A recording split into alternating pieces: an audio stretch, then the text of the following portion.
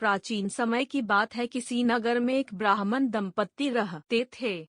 उनके कोई संतान न होने कारण वह बेहद दुखी थे। हर मंगलवार ब्राह्मण वन में हनुमान जी की पूजा के करने जाता था। वह पूजा करके बजरंगबली से एक पुत्र की कामना करता था। उसकी पत्नी भी पुत्र की प्राप्ति के लिए मंगलवार का व्रत करती थी। वह मंगलवार के दिन व्रत के अंत में हनुमान जी को भोग लगाकर ही भोजन करती थी।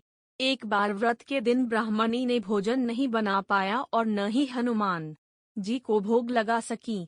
तब उसने प्रण किया कि वह अगले मंगलवार को हनुमान जी को भोग लगाकर ही भोजन करेगी। वह भूखी प्यासी 6 दिन तक पड़ी रही।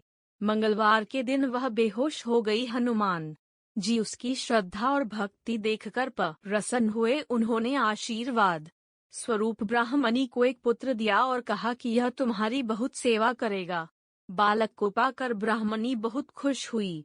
उसने बालक का नाम मंगल रखा।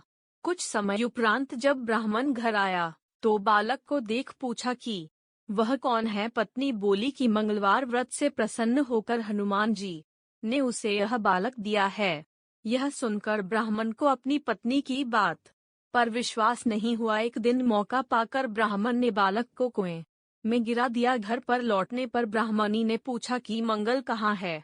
तभी पीछे से मंगल मुस्कुराकर आ गया। उसे वापस देखकर ब्राह्मण चौंक गया। उसी रात को बजरंगबली ने ब्राह्मण को सपने में दर्शन दिए और बताया कि यह पुत्र उन्होंने ही उसे दिया है। सच जानकर ब्राह्मण बहुत खुश हुआ, जिसके बाद से ब्राह्मण दंपत्ति नियमित रूप से मंगलवार व्रत रखने लगे। मंगलवार का व्रत रखने वाले एक ही मात्रा मनुष्य पर हनुमान जी की अपार कृपा होती है।